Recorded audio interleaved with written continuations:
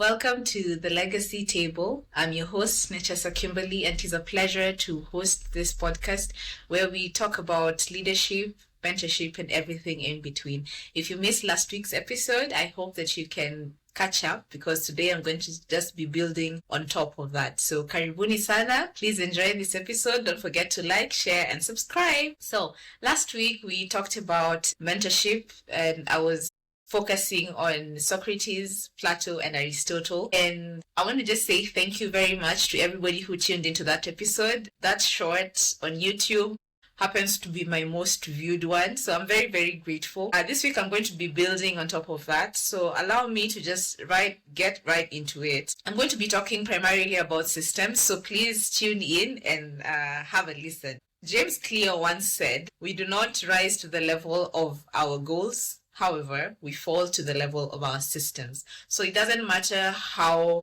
ambitious you are. If the system is rigged, you will fail. I mean that with a lot of love.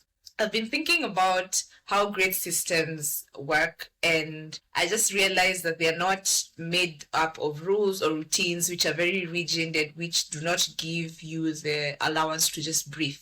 But systems are actually man-made. They are built by people who have vision, who have clarity, and who have logic in mind. They are also built by people who have a lot of wisdom, people who are hoping to pass on something to the next generation, which I come in because I like mentoring and I would like to build a system of mentorship where we do not have any gap from generation to the next. Last week when I was talking about Greek philosophy, I was very amused because it allowed me to step into the eyes of a leader, and not just a leader, but a leader coming from ancient times. I think I was reading a quote, if not by Steve Jobs, I don't know, but I remember they said that if we do not look to the past, then there is no point in building the future, or something along those lines. And it really, really motivated me because now I get to go through the past and understand what worked for them and perhaps what could work for us now that we could borrow. Now, I've said I'm going to be talking about systems, so allow me to speak a little bit about one of the greatest kings to ever rule. His name is Alexander the Great. I had the pleasure of learning that Alexander the Great was mentored by one Mr. Aristotle. And obviously, if you listen to last week's episode, I went on and on about Aristotle and how he was very keen about observation and how he was very keen about us observing before we make deductions, how he was very keen about us looking within our environment to find solutions to common societal problems. What I did not know, however, is that Aristotle mentored Alexander the Great. And more than that, the story is kind of similar to when I was talking about King Ithaca and how he sought out his friend to mentor his son. Last week, for those of you who missed it, let me just give a brief summary. So King Ithaca had a son called Telemachus, and Telemachus was put in the care of his dad's friend. His dad's friend was called mentor, and that is where we derive this word mentor. It is a guide, a teacher, or just somebody who walks with you in your journey. So obviously I talked about Athena and how Athena used to appear in the form of mentor, but it just blessed me so much to also learn that we had another king. His name is King Philip II, who took his son and entrusted him in the hands of Aristotle. So Alexander, before he was called Alexander the Great, he was just known as Alexander the Third of Macedon because his father was the king of Macedon, or Macedonia, if you want to sound cool. So King Philip II put him under the care of Aristotle, and like I've said, Aristotle was very keen in us using our minds to observe and then to deduce knowledge from that. Okay, so as Alexander grew, we know that he was tutored for 3 years by Aristotle, and then at the age of 16 he went ahead to join his father in battle. And obviously the rest is history, because at the age of 20 his father was assassinated, and then Alexander the Great now took over the reins of power, so he became in charge of the military. And it is said that during his reign, he never lost a single battle. In which area why is he called even Alexander the Great? He was able to conquer places like Persia, much of India. He also conquered Egypt and obviously Greece. So his prowess spread across such a large territory that has never been seen to this date.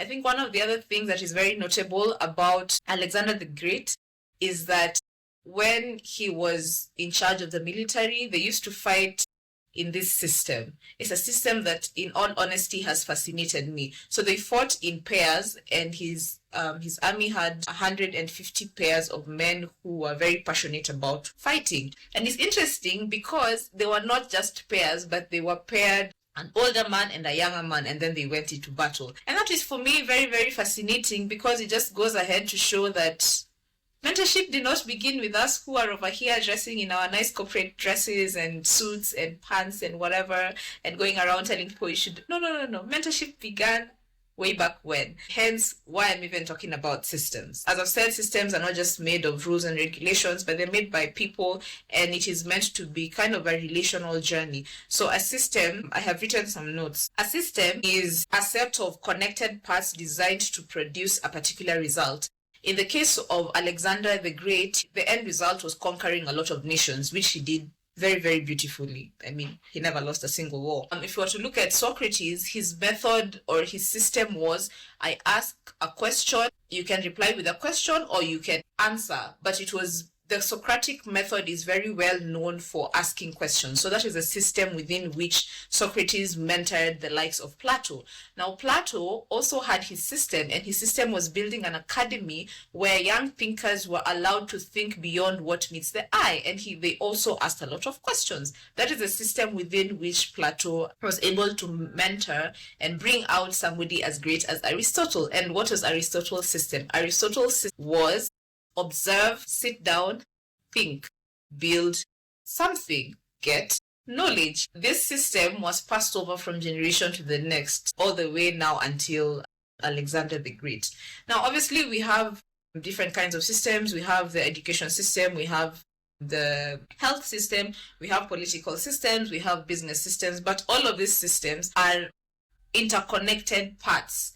And these interconnected parts are made of human beings. Without human beings, I did a short course in HR last year, and one of the laws that HR is governed by is that without people, then you do not necessarily have resources, because human beings are the greatest resource that you could ever have. And human beings are the ones who build systems. So within the framework that you are intending to build your system, you need to include people, which is why, again, I'm very, very passionate about mentoring the next generation. And I have allowed myself to be mentored. So even as I sit here, I'm not just speaking from the standpoint of I want to tell people things. No, I'm only sharing what I've learned over very many years. When a system is working, for example, if you go to the hospital, let me give the example of my hospital. So whenever I go to the hospital, 2 floors, yeah. So you go in, the reception is downstairs. So you go in, you say hello, and then they will ask you, are you registered or not? If you're registered, then they direct you towards the lift, or if you can go up the stairs, and it's okay. So you go towards the stairs, and then you have a seat. So you go according to where you've been registered, whether it's insurance, whether you're paying by cash, or whether you're paying by card. So it's a system. If not, then there's a way that you register yourself. You give out your contact information and your mode of payment. And then once you're done with that part, then you go towards triage, where obviously they take your blood pressure, your weight, your temperature, and then they ask you what's ailing you. When you're done with that, obviously you go to either general practitioner or specific doctor. From there, you go to the lab for tests. After tests, you go to the pharmacy for medication. After medication, you go tap your card or give out cash, or for insurance, obviously you give your fingerprints and then you say goodbye. That is the health system. I'm very grateful because for my hospital, it actually works. I don't know about other places, but I just wanted to give that as an illustration. When the system is working, if you're so used to it, you'll not notice that it's working. But the moment it breaks, everybody notices it. So systems are not just there to cage us, but they're there to show us the way. It's kind of how water flows through rivers. So there's a tributary, and then there's a river, and then the river flows into a lake or a dam, and from the lake, the water, one way or another, finds itself in the ocean. I remember we used to do this when I was studying geography way back when. But the point is, systems are passed over from generation to the next, and once they break, everybody is able to notice. And one of the key reasons why systems break is the lack of mentorship, the lack of passing over the baton, the lack of people in leadership positions refusing to exit the system and holding on to olden ideas. I don't want to use another word, but that is why systems break. But if you have mentorship, then it's very rare for a system to break, because you know when the time to leave has come, you leave and you leave somebody else in your place. Somebody else comes and takes over your place. Systems allow you to innovate. Systems allow you to think outside the box. Systems allow you to critique. Systems allow you to improve. And for those of us, many of us have a smartphone or a laptop. You'll always see system update. It comes and it does something. It adds a certain patchwork to your Android system or your Apple system or your laptop, Windows. There's always a system. With systems, sometimes the old, or majority of the time, the old has to go and the new has to come. Key parts of systems are actually mentorship. Remember, I began by saying systems are just built by people. Systems are just built by people. Great systems today are not just efficient, they are very relational. You cannot mentor somebody with whom you have no relationship. You cannot mentor somebody who you do not know. You cannot pass on over knowledge to somebody that you do not care about, even if it's just an ounce. Mentorship, majority of the time, acts as a transmission belt of wisdom. One of the things that was very, very key is the idea of a learning loop. So you're forever learning, which means it is forever a transmission of wisdom, and not a transmission of wisdom without question. Because sometimes you might just be saying things and they're just silly or they're outdated. So somebody needs to challenge you. Somebody needs to ask you questions. So that is what mentorship is. Another thing about mentorship is that it's a feedback mechanism. Many people used to be afraid of feedback way back when. I don't know. But in the recent years, feedback has become more of a conduit of passing information rather than being castigated maybe for your wrongs or things like those. So mentorship allows you to give feedback.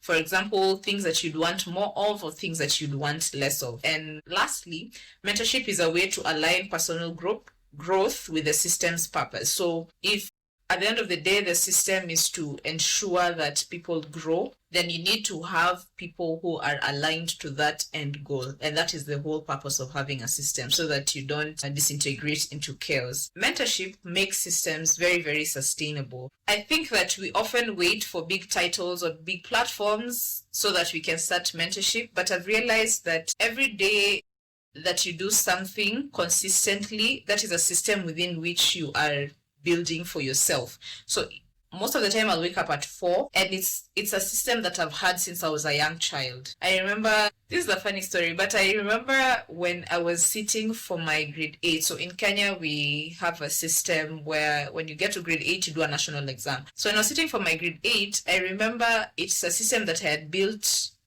in me for such a long time. I used to wake up at 3, and every day my mom used to pinch me and send me back to bed. I used to go to bed and study under the covers. In all honesty, I don't know what I was studying for in grade 8, because studying for a master's program in chemistry is way more difficult than grade 8. Consistency is key in that systems allow you to know what you're supposed to do, when you're supposed to do it, and how you're supposed to do it. Of course, there's always the idea of improvement, but it aligns you, so to speak. I would also like to mention that systems kind of give you a blueprint towards where you're going. So when you have a system in place, you know what the end goal is. And that is the idea of mentorship. The idea of mentorship, at least from my standpoint, is that there is no generational gap.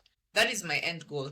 My end goal is not just to come and talk, but my end goal is to have people around me both beneath, both, so vertically and horizontally. So vertically would be somebody who's above me, who tells me, who shows me how to navigate different areas of my life, and then I can also pass on over the knowledge to somebody who's below me. And horizontally, I would mean amongst my peers, when we can sit down and challenge each other and call each other out, or to even just congratulate each other for the small wins. So systems allow you to know what the end goal is, allow you to expand within itself. Yeah, so to speak. I don't think you need to be big. I don't think you need to be famous. I don't even think, like, in all honesty, mentorship just requires a heart that is ready. I usually think about myself at 50. At 50, I can't be competing for the same opportunity as somebody who's 20 years old, which is why I'm building this system. I really, it will be a disservice to the both of us, because like I'll be 50. There are other things that I should be achieving, not competing for the same opportunities, feeling like I'm being left out with a 20-year-old. And that's not even like in a degrading way. It's just, I would like to have a system within which people can grow, people can expand, and within which we pass on generational wealth from one to the next. In the words of James Clear, we do not rise to the level of our goals, we fall to the level of our systems. I have been your host, Nachesa Kimberly, and this is The Legacy Tape.